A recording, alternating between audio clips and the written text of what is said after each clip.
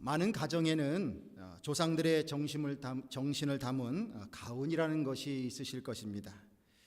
초등학교 시절 학교에서 꼭 가훈 그런 걸 적어오라는 그런 숙제들이 있습니다. 그러면 할아버지께서 만들어 놓으신 가훈을 이제 가지고 가곤 하는데요. 어떤 때는 친히 이렇게 붓글씨로 쓰셔서 주실 때도 있습니다. 저뿐 아니라 다른 형제들, 사촌들도 다 그런 걸 들고 이제 학교를 가는 거죠. 그러면 어떤 선생님은 이런 반응이 있었습니다. 이렇게 긴 가훈은 처음 본다.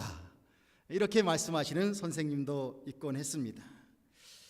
무슨 가훈을 갖고 있길래 그런 말씀을 하실까 궁금하시죠? 안 궁금해도 제가 말할 겁니다. 5가지가 있는데요. 첫 번째로는 위대한 신앙을 유산으로 물려주자. 두 번째로는 맑은 혈통을 대대로 전승하자. 세 번째는 인내와 관용으로 화평을 도모하자. 네 번째는 심신을 다 바쳐서 복음으로 정복하자. 마지막 5번째는 양심의 불을 끄지 마라. 온 누리를 밝힐 때까지. 길긴 길죠? 제가 보는 저희 할아버지와 할머니는 처음 예수님 믿고 살아가신 신앙인의 첫 세대십니다. 그렇지만 지금 이런 가훈을 만드시고 그것을 저희들에게 전수해 주시면서 그 삶을 사시려고 굉장히 애쓰셨던 분이다라는 생각을 저는 의심 없이 받아들이고 있습니다. 그분들의 자손된 저와 형제들은 어르신의 가훈을 통한 그 교훈들을 지키려고 나름대로 노력하고 있습니다. 부족한 것이 많지만 그런 것을 지키려고 애쓰며 살고 있는 것이지요. 조상의 이름에 누가 되지 않으려고 살아가는 하나의 인간적인 본분일 수도 있습니다. 왜냐하면 할아버지 할머니로부터 많은 사랑을 받았거든요. 그리고 그분이 아니었다면 하나님께서 바로 우리 가정을 통한 저라고 하는 사람이 생겨날 수는 없는 거 아니겠어요? 하나님이 다른 존재를 만들어내실 수는 있겠지만요. 그렇기 때문에 그런 은혜를 입은 저로서는 마땅히 그 가훈을 지키는 것이 인간의 도리요 자식의 도리라고 생각이 듭니다. 마찬가지입니다. 우리는 신앙인으로서 우리 자신을 하나님의 자녀라고 고백을 합니다. 내가 하나님의 자녀 되었다고 고백할 수 있는 것이 우리들의 굉장히 중요한 믿음입니다. 여러분들은 누구십니까? 당신은 누굽니까? 라고 말할 때에 나는 하나님의 아들입니다. 하나님의 딸입니다. 이렇게 고백할 수 있는 이 믿음을 가졌다는 것이 우리에게 굉장히 중요한 자기 정체성입니다. 혹시라도 이것이 좀 흔들리시는 분이 계신다면 여러분들 꼭 그 믿음을 갖게 되시기를 주님의 이름으로 축원드립니다. 어떤 아이가 교회를 따라갔는데 아버지가 하나님 아버지 그렇게 기도하니까 이 아이가 머리가 똑똑해가지고 자기가 기도할 때는 하나님 할아버지 그리고 기도했다는 말이 있죠. 하나님 할아버지는 아닙니다. 우리 모두에게 하나님은 우리의 아버지 되심을 믿습니다. 이 믿음을 가지고 우리가 지금 살아가고 있는 것입니다. 그렇기 때문에 이 믿음의 고백과 정체성을 가지고 우리가 살아간다면 바로 하나님의 자녀는 하나님의 뜻대로 살아가는 것이 마땅한 삶인 줄로 믿습니다. 그것이 우리들이 살아가는 삶의 가장 멋진 모습인 거예요. 하나님의 자녀다운 모습으로 사는 것. 어떻게 사는 것이 멋있는 삶입니까? 라고 물어볼 때 하나님의 자녀답게 사는 것이 가장 멋있는 삶입니다. 자, 이런 고백에 이르게 되기를 바랍니다. 그것이 우리의 살아갈 길이라는 것이죠. 오늘 우리는 하나님을 아버지로 고백하고 예수님을 그리스도로 고백하는 위대한 믿음의 사람, 그 믿음의 사람이 주님께서 자기를 불러주셨다고 하는 것에 대한 인식을 강하게 하고 그리고 그 뜻대로 살아가고자 하는 노력의 흔적을 말씀을 통해서 볼 수 있습니다. 그래서 주님의 뜻대로 살아가고자 하는 자에게 하나님께서 어떻게 역사하시는지를 또한 보여주고 있습니다. 성경 속에 나오는 사도 바울은 자신의 삶에 대하여 전화위복과 같은 상황이 주어졌다고 고백하고 있습니다. 이것에 대해서 빌립보 교인들이 이해하고 그것을 기뻐하고 함께 하나님께 영광을 돌리기를 간절히 원하고 있습니다. 여러분들, 하나님의 자녀된 우리가 하나님의 뜻대로 살아가게 될 때에 하나님께서 우리에게 주신 각자 나름대로의 사명에 붙들려 살아가게 될 때에 우리의 삶에는 과연 어떤 일이 생길까? 이런 것에 대한 고대를 갖고 오늘 말씀을 함께 나누기를 바랍니다. 12절 말씀에 형제들아 너희가 알기를 원하노라 라는 말씀이 나옵니다. 나의 당한 일이 도리어 복음의 진보가 된 줄을 이라는 표현도 나옵니다. 자, 이것은 무엇이냐면 이제 바울이 어떤 일을 당했는데요, 복음을 전하는 일 때문에 감옥에 갇히게 됐고요, 로마의 감옥에까지 가게 됐고요, 또한 그 옥중에서 복음을 전했고요, 그리고 자기 자신의 그 모든 것을 변호하기 위하여서 황제 가이사 앞에서 변호했던 사실을 말하고 있는 것입니다. 바울은 로마에서 복음을 쉽게 전하긴 어렵습니다. 왜냐하면 죄인의 신분으로 갔기 때문에 그의 삶은 상당히 제한되어 있는 것입니다. 구류가 되어서 함부로 움직일 수가 없는 거죠. 감옥 신세를 져야 된단 말입니다. 그러나 그런 환난 가운데 있었지만 그 어려움 가운데에서도 참으로 놀라운 것은 바울은 복음 전하는 일을 계속하고 있었다는 것입니다. 외적인 조건에서는 아무것도 할 수 없어, 넌 이제 구속당했어, 이렇게 말할 수밖에 없는데 그가 하고 싶은 것을 지금 하고 있다는 것입니다. 재판에 회부되면서 로마 법정의 법관들을 만나게 되었습니다. 시위 대원들을 만나게 되었습니다. 그와 관계된 여러 사람들을 만나게 됐습니다. 그 관계하는 사람들 앞에서 자신을 변호할 기회를 얻게 되었으니까 그의 입술을 통해서 변호되는 것은 무엇이겠어요? 바로 예수 그리스도입니다. 어떠한 모양으로든 예수 그리스도가 지금 나타나고 있는 거예요. 만약에 이스라엘에서 온 바울이 로마까지 이제 간다고 칩시다. 그리고 그곳에서 내가 지금 사람들 만나서 복음을 전해야지 할 때에 지금 그가 만났던 법관들, 시위대원들 이런 사람들을 자기가 만나고 싶다고 함부로 만날 수 있겠습니까? 만날 수 없는 거죠. 그 당시에 권력자들을 그렇게 쉽게 만날 수 있는 것이 아닙니다. 그런데 죄인의 신분이 되었는데 사람들은 죄인이라고 취급을 하고 그를 구류해가지고 그를 속박하면서 막 내 잘못이 무엇이냐 이것을 따지고 있는 죄인의 신분이 되었는데 오히려 그들을 만나서 예수님을 선포할 수 있는 놀라운 장이 펼쳐지고 있습니다. 여러분, 하나님의 역사하심은 참으로 오묘합니다. 그래서 우리가 신묘막측하시다 이런 표현을 씁니다. 우리 하나님은 참 신묘막측하시다. 우리의 짧은 지혜로는 다 이해할 수 없는 부분이 너무 많으신 분이에요.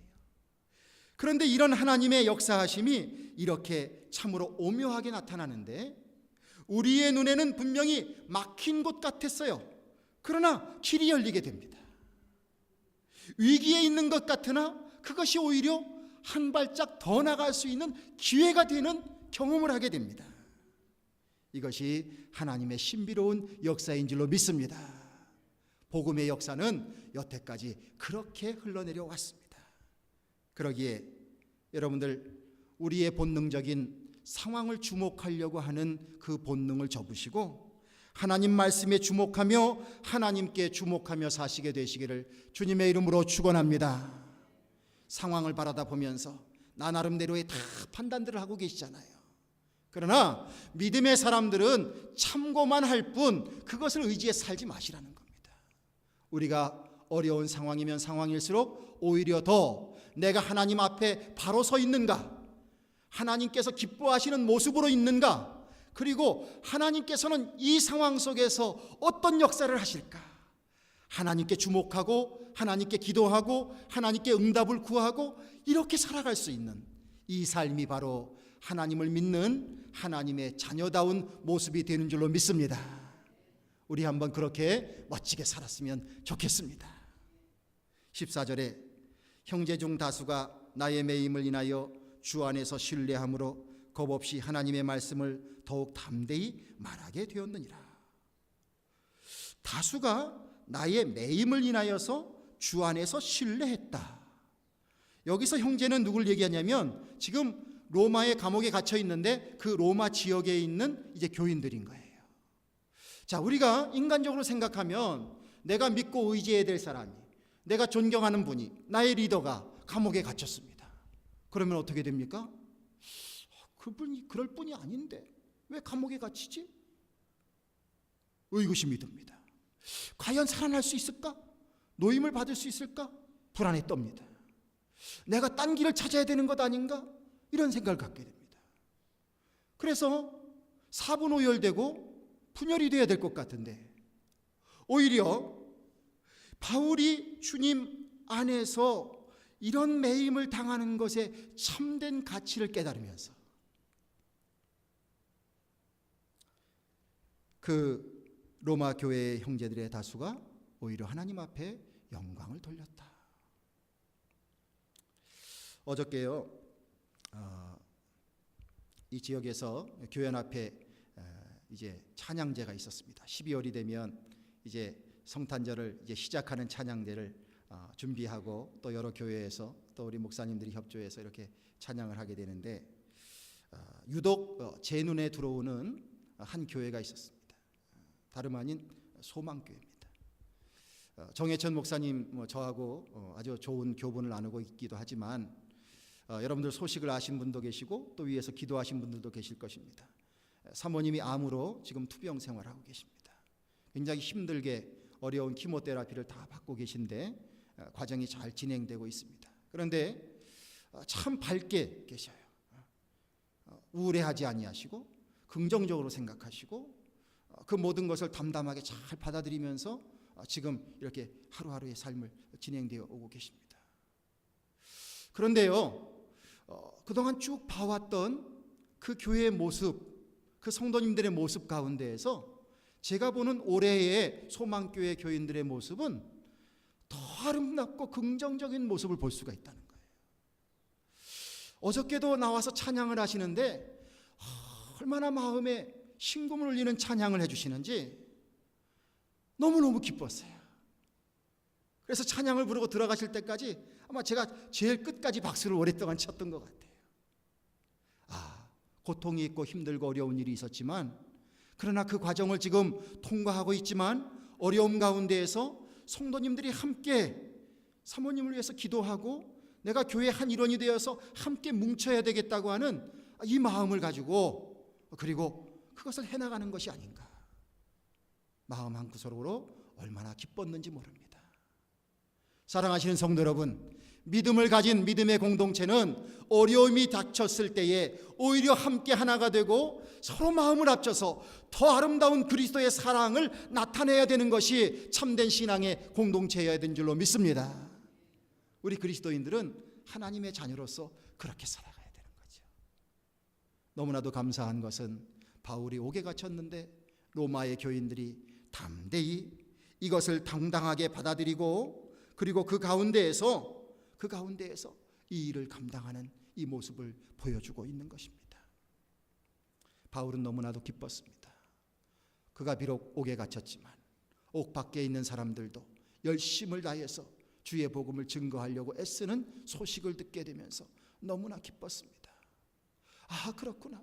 하나님께서 나 혼자만을 내버려 두지 아니하시고 이렇게 함께 사역할 수 있는 동역의 사람들을 허락해 주시는구나. 이것을 느끼기에 감사하다는 표현을 하지 않을 수가 없었던 것입니다. 하나님의 역사하심은 신묘막측하다고 했습니다. 여러분들 그런 거예요.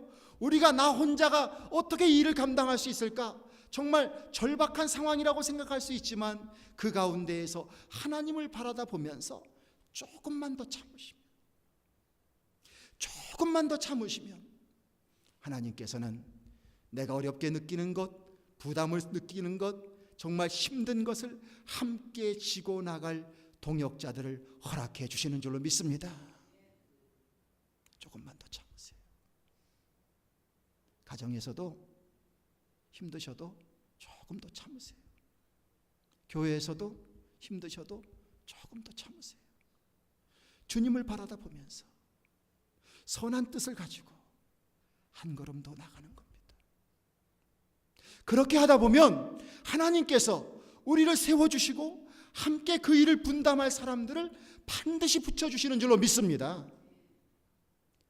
세상은 투표에서 다수의 숫자에 의해서 그렇게 해서 세상 일을 하는지 모르지만 하나님의 일은 사람의 숫자로 하는 것이 아닙니다. 하나님의 뜻에 합한 자, 하나님의 뜻에 순종하는 자, 그 마음에 마음이 열리고 감동하는 자, 그 자들을 주님께서 함께 하나가 되게 하셔서 하나님의 역사를 써가시는 줄로 믿습니다. 여러분들, 세상 사람의 숫자를 바라보고 인생을 사시면 늘 사람 앞에 굽신거리며 살아야 합니다. 그렇죠? 늘 굽신거리고, 그래서 늘 사람 많은 데만 모여서 그쪽으로만 향해서 가야 되는 거예요. 그러다가 또 넘어져서 밟히기도 하고. 그런데 하나님의 자녀로서 살게 되면 그렇게 살지 않아도 돼요. 하나님께서 우리를 인도해 주셔서 내가 살아가는 삶 자체가 하나님께 영광을 돌리는 예배의 삶인데, 내가 살아가는 삶 자체가 하나님의 뜻을 이루어가는 삶인데 뭐가 두려울 게 있습니까? 하나님께서 조금 참아나가는 우리들에게 힘을 주시고 용기를 주시고 통역자를 허락해 주셔서 우리의 삶을 완성시켜 주시는 은혜를 체험하게 될 줄로 믿습니다. 바울이 경험한 이 기쁨을 저와 여러분들도 함께 경험하게 되기를 주님의 이름으로 축원드립니다. 15절 말씀을 보면 복음을 전하는 선교 현장에서 이런 일들이 있었다는 것을 보게 됩니다. 어떤 이들은 투기와 분쟁으로, 어떤 이들은 착한 뜻으로 그리스도를 전파하니, 부연해서 설명하면요, 이제 전도를 하게 되고 주님의 복음을 전하는데 어떤 사람은 이 사람의 마음이 작동이 되다 보니까 바울을 좀 시기하는 사람이 있는 거예요. 그러니까 바울이 옥에 갇히게 되니까 애따 잘 됐다 그러면서 자기가 신나서 전도하는 사람이 있습니다. 그런 사람이 있어요. 또 반면에 어떤 사람은 정말 선한 일꾼의 모습으로 이 전도에 참여하는 사람이 있는 거죠. 우리들의 살아가는 삶의 현실 속에서 하나님의 일을 감당하는 것은 선해야 합니다.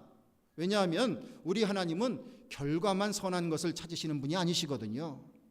내가 도둑질 해가지고 이 도둑질한 걸 갖다가 하나님한테 바치면서 하나님 이거 받으세요 그리고 갖다 바치면 하나님이 기뻐하실까요? 우리 하나님은 그런 분이 아니에요. 그렇기 때문에 우리의 모든 것은 과정도 선해야 되고 결과도 선해야 됩니다. 그런데 현실은 어떻습니까?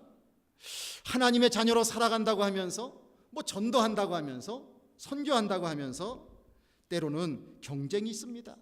교회끼리 경쟁하기도 하고, 우리 성도님들의 의식 속에도 자꾸 그런 것들이 좀 들어있는 것 같기도 하고, 또 교단끼리도, 목회자들끼리도 그런 경우도 있는 것 같기도 하고, 선교단체끼리, 그래서 선교사들끼리 서로 친하지 않는 경우도 있기도 하고, 이런 일들이 있습니다.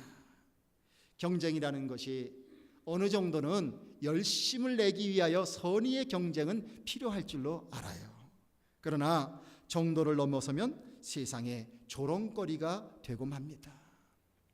그런데 바울이요, 그가 지금 옥에 있으면서 밖에서 벌어지는 일들에 대한 소식을 들으면서 사실은 이렇게 되는 모습들이 있었거든요.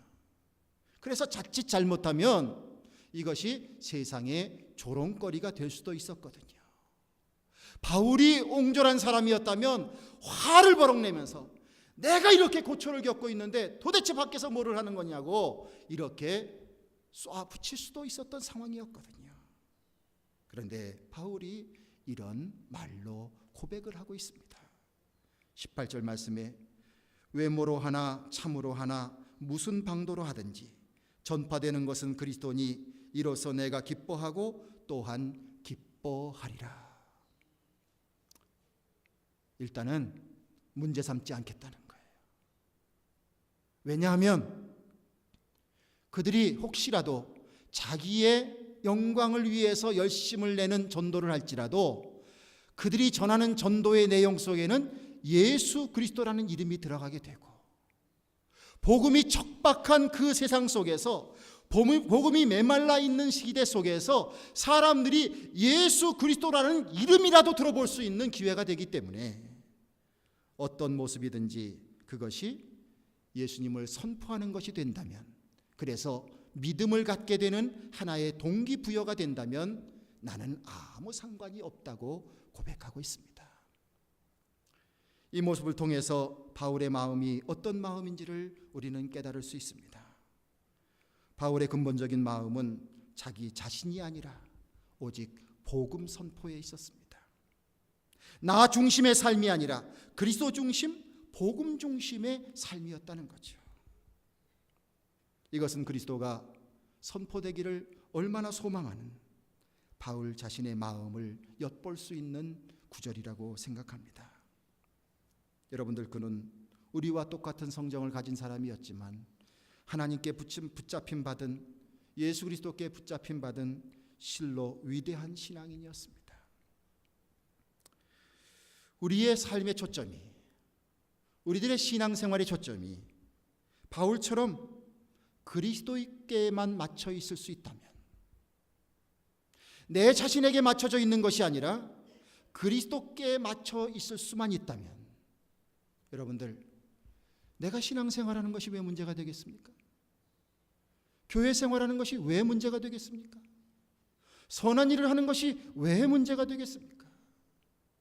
오로지 그 목표를 이루기 위해서 내가 조금 속상해도, 내가 조금 비굴해도, 내가 좀 자존심이 상해도 그래도 주의 복음을 가지고 나가는 삶을 살아갈 수 있게 되지 않겠습니까? 예수님은 우리를 구원하시기 위해서 죄 없으신 분이 십자가에 달려 돌아가시면서 그 달려 돌아가시는 과정도 보세요. 얼마나 치욕적인 과정입니까?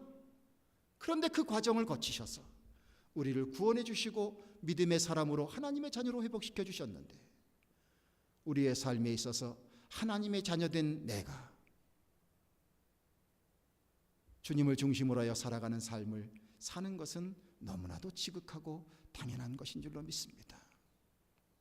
여러분들, 이 삶은 손해보는 삶이 아닙니다. 세상적으로 따지면 하나님이 안 계시면 손해보는 삶입니다. 분명히 그렇습니다. 그래서 당한 이상으로 되갚아줘야 됩니다. 그게 세상의 이치입니다.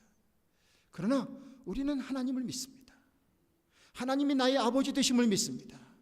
그 하나님이 우리의 모든 것을 보고 계심을 우리가 믿습니다.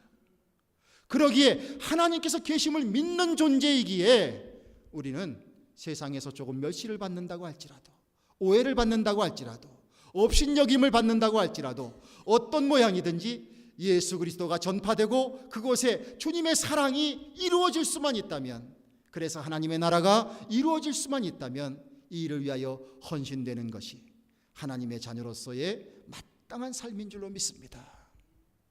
자, 쉬울 것 같아요? 어려울 것 같아요?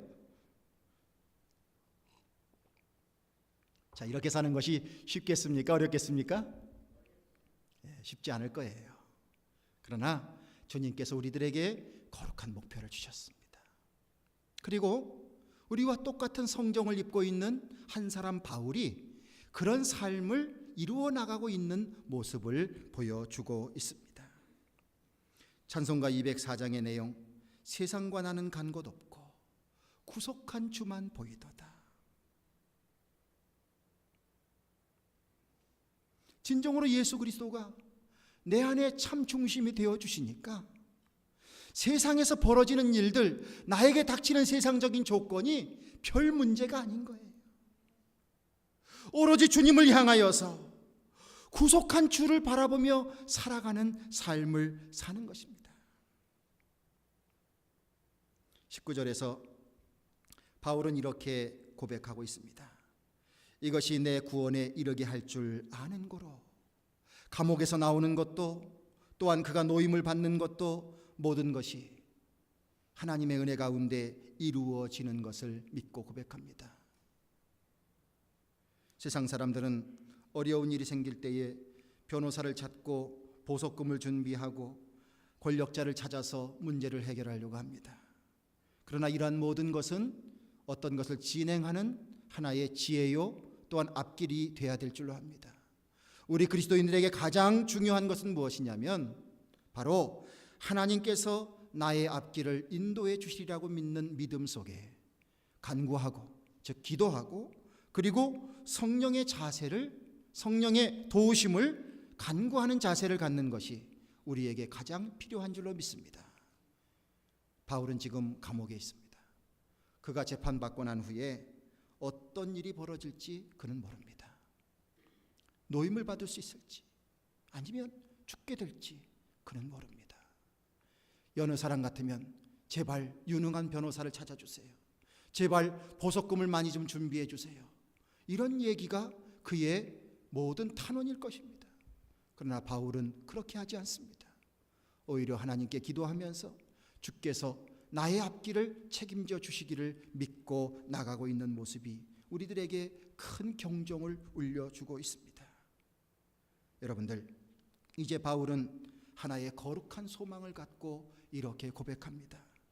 오늘 말씀 20절, 21절이에요. 우리 같이 한번 다시 읽어볼까요? 자, 성경 말씀 20절과 21절 다 같이 읽겠습니다. 시작.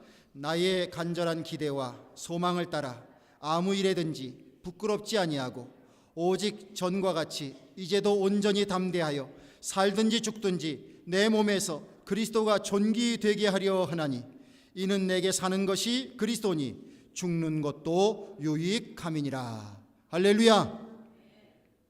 엄청난 선언입니다. 어떻게 이런 선언이 가능할까? 나는 살아도 좋고 죽어도 좋다. 어떠한 모양이 됐든지 내 안에서 예수 그리스도가 존귀케 되어 그 예수 그리스도가 나타날 수만 있다면 나는 어떤 것도 좋다. 위대한 소망의 선포를 그는 말하고 있습니다. 그냥 의분에 차서 한 말이 아닌 것을 알 수 있습니다.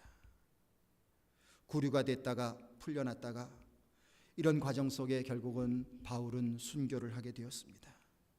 그의 삶 자체가 하나님의 복음을 들고 끝까지 고군분투하다가 순교자가 된 것을 보게 되면 그의 이와 같은 선포는 그냥 구호에 그친 선포가 아니었음을 합니다. 어떻게 인간이 이럴 수가 있을까? 어떻게 인간이 이것이 가능할까? 우리가 정말 하나님의 뜻대로 이런 삶을 사는 것이 너무나 어려울 것인데 어떻게 이것이 가능할까? 그 한 가지 단서는 바로 무엇이냐면 내가 그리스도와 연합된 삶을 살아갈 때에만 비로소 이것이 가능하게 될 줄로 믿습니다. 예수로 나의 구주 삼고 주님을 나의 구주로 삼고 주님이 나의 주인 되어주심을 믿고 우리가 살아가는 삶의 형편과 처지는 다 다르지만 하고 있는 일은 다 다르지만 그리스도 안에서 우리의 남은 생애가 쓰임받기를 원하는 그 마음으로 살아간다면 그래서 주님과 동행하게 된다면 우리가 사나 죽으나 주님 앞에 영광 돌리는 삶으로 남은 생애를 살게 될 줄로 믿습니다. 주님 잘 믿다가 남보다 조금 일찍 세상을 떠난다고 해서 그 사람은 박복한 사람이 아니라 이 세상에서 누리는 것보다 하나님 나라에서 누리는 것이 더 복된 것을 믿는 것이 우리 아니겠습니까? 그러기에 결코 일찍 세상을 떠나는 것이 그것이 억울한 것은 아닙니다. 중요한 것은 얼마를 살든지 이 땅에서 값지게 살아야죠. 의미 있게 살아야죠. 그리고 영원한 하나님 나라 준비하는 것을 놓치지 말아야죠. 이것을 뒤로 하는 것처럼 바보스러운 일은 없습니다.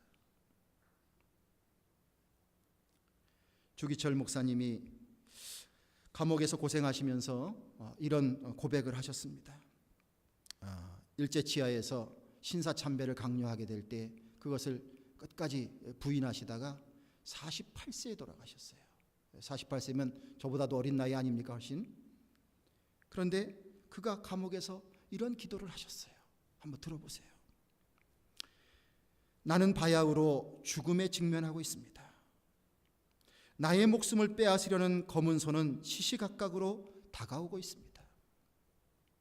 죽음에 직면한 나는 사망 권세를 이기게 하여 주시옵소서라고 기도하지 않을 수 없습니다. 무릇 생명이 있는 만물이 다 죽음 앞에서 탄식하며 무릇 숨쉬는 인생은 죽음 앞에 다 떨고 슬퍼합니다. 내가 폐결핵 환자로 요양원에 누워있지 않고 예수님의 종으로 감옥에 갇혀 우는 것이 얼마나 큰 은혜입니까? 자동차에 치는 죽음도 있는데 예수님의 이름으로 사형장에 나가는 것은 그리스도인 최대의 영광입니다. 주님을 위하여 100번 죽는 것은 좋지만 주님을 버리고 100년 1000년 산다 한들 무슨 소용이 있으리요. 오 주여, 내 목숨을 아끼다 주님께 욕되지 않게 하옵소서. 이 몸이 부서져 가루가 되어도 주님 계명을 지키게 하옵소서. 주님 나를 위하여 십자가에 달리셨습니다. 머리엔 가시관, 두 손과 두 발은 쇠못에 찢겨서 최후의 피 한 방울까지 쏟으셨습니다. 주님 나를 위하여 죽으셨거늘 나 어찌 죽음을 무서워하여 주님을 모른 채 하오리까. 다만 일사 각오가 있을 뿐입니다. 감옥에서 끝까지 신앙의 절개를 굽히지 아니하시다가 해방되기 한 해 전에 세상을 떠나셨습니다. 세상 사람들이 바라다 볼 때는 옥에서 죽은 인생의 패배자라고 말할지 모릅니다. 그러나 하나님 나라에서는 가장 위대한 사람이 될 줄로 믿습니다. 그분의 귀한 순교의 정신, 귀한 그 신앙의 정신이 우리 같은 민족, 우리 한 민족의 마음속에, 신앙을 가진 사람들 마음속에 끝까지 메아리치고 있는 것입니다. 비록 내가 아직까지 거기에 이르지 못했다고 할지라도 귀한 신앙의 귀감이 되어서 우리에게 정말로 소중한 신앙의 선배가 되어 있는 것입니다. 성도 여러분, 여러 가지로 바쁘고 분주하게 사시는 것을 잘 압니다. 어떻게 살아가야 될까 고민이 많으신 것도 압니다. 이 땅에서 잘 살아보고자 하는 마음이 있는 것도 다 잘 압니다. 그런데 믿음의 사람이라면 우리에게 어제도 오늘도 내일도 고백되어야 될 것이 있습니다. 그것은 바로 무엇이냐면 우리는 하나님의 자녀고 하나님의 자녀는 하나님의 뜻대로 사는 것이 가장 잘 사는 것입니다. 우리 안에 이것이 거룩한 소망이 되길 바랍니다. 저도 여러분도 하나님 자녀가 되게 해주셨으니 앞으로 더욱더 하나님 뜻대로 살아갈 수 있는 그런 소망의 사람이 되게 하여 주시옵소서. 예수님 나를 위하여서 십자가에서 달려 돌아가시며 목숨값을 치러주셨는데 이렇게 주님께서 목숨값으로 살려낸 우리들의 인생 정말 소중하게 하나님의 자녀답게 그렇게 살아가는 우리들 되게 하옵소서. 제가 되게 하옵소서. 우리의 가정이 되게 하옵소서. 우리의 교회가 되게 하옵소서. 우리의 민족이 되게 하옵소서. 이 거룩한 소망을 마음속에 품고 우리 다시 오실 예수님을 맞이할 수 있는 여러분들 되시기를 주님의 이름으로 간절히 축원을 드립니다. 기도하겠습니다. 주여, 저희들이 무엇이간데 먼저 믿는 자가 되게 하여 주시고 우리들의 마음속에 하나님을 품게 하여 주시는지 너무나도 감사하고 감사합니다. 주여, 저희들을 축복하여 주셔서 진정한 믿음 얻게 하여 주시옵소서. 하나님이 우리의 아버지 되심을 진정으로 고백할 수 있는 믿음에 이르게 하여 주시옵소서. 하나님의 마음이 무엇인지 깨닫는 저희들 되게 하여 주시옵소서. 주님의 뜻대로 살아가고자 하는 결단이 있는 저희들 되게 하여 주시옵소서.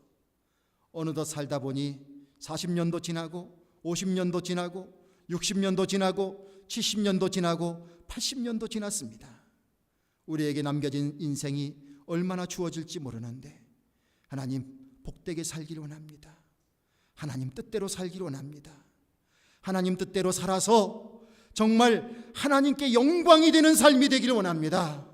주여, 하나님을 통하여서 주신 믿음이 모든 세상의 가치관 위에 있도록 저희들을 주장하여 주시옵소서. 예수님과 하나가 되게 하여 주시고 예수님 내 안에 주인이 되게 하여 주셔서 주여, 감당할 수 없는 믿음의 길을 걸을 수 있도록 주님 축복하시고 은혜 베풀어 주시옵소서. 우리 주 예수 그리스도의 이름을 받들어 간절히 소원하며 기도드리옵나이다. 아멘.